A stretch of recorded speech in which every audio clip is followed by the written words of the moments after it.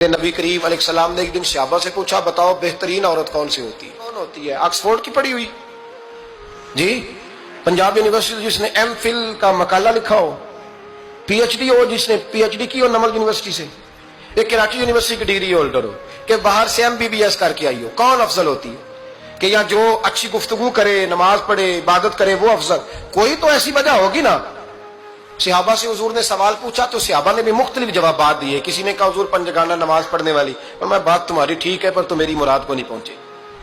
ایک نے کہا یا رسول اللہ صلی اللہ علیہ وسلم پردہ کرنے والی، فرمایا بات تمہاری ٹھیک ہے پر تم میری مراد کو نہیں پہنچے۔ ایک نے کہا حضور با پردہ عورت، فرمایا بات تمہاری ٹھیک ہے پر تم میری مراد کو۔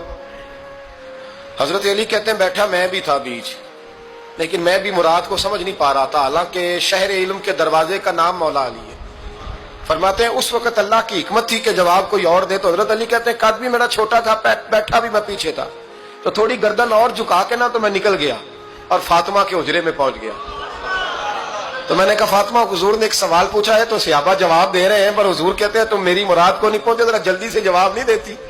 تو خاتون جنت ہنس پڑی، فرمانے لگی میں جواب دوں؟ آپ کو بھی کہاں دیں جواب کا کیا؟ فرمانے لگے بتاؤ سب سے بہترین عورت دنیا کی کون سی، سب سے بہترین؟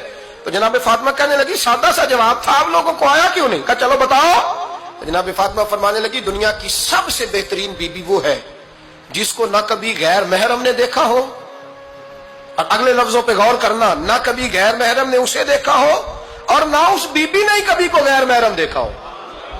یہ کوئی پردہ نہیں کہ بی بی کہتی ہے جناب میں تو چہرہ ڈھانپ کے نکلی تھی، باقی میں دکاندار سب سے بات چیت کر آئی، سب کے چہرے دیکھ آئی۔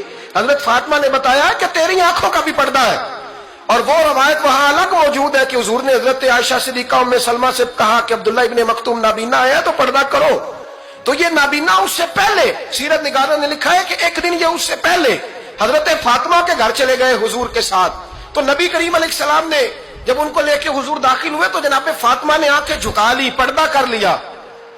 تو حضور نے فرمایا بیٹی وہ تو نابینا ہے، تو عرض کرنے لگی حضور مجھے تو نظر آ رہا ہے نا۔ یعنی حضور نے جو ازواج کو کہا وہ بات کی، جناب فاطمہ کا جو انداز ہے وہ نرالا ہے۔ تو حضرت علی کہتے ہیں جناب فاطمہ نے جواب دیا کہ بہترین عورت وہ جس نے نہ کبھی غیر محرم دیکھا ہو اور نہ غیر محرم نے کبھی، وہ بی بی نے بھی کبھی غیر محرم بندہ نہ دیکھا ہو، دیکھا ہی نہ ہو اس نے۔ یہ پوائنٹ ذرا مشکل ہے، سمجھنے والا ہے۔ تو حضرت علی کہتے ہیں میں وہاں سے گردن جھکائی اور بیچ آ کے بیٹھ گیا، بات ابھی جاری تھی۔ حضور نے فرمایا آتا ہے کسی کو جواب؟ تو کہتے ہیں میں نے ہاتھ کھڑا کیا، میں نے کو حضور آتا ہے، تو حضور مسکرا پڑے، فرمایا چل بتا۔ میں نے عرض کی حضور بہترین عورت وہ ہے کہ نہ کبھی اسے غیر محرم نے دیکھا ہو نہ اس نے کبھی غیر محرم دیکھا ہو۔ تو حضرت علی کہتے ہیں شاباش مجھے ملنی چاہیے تھی نا۔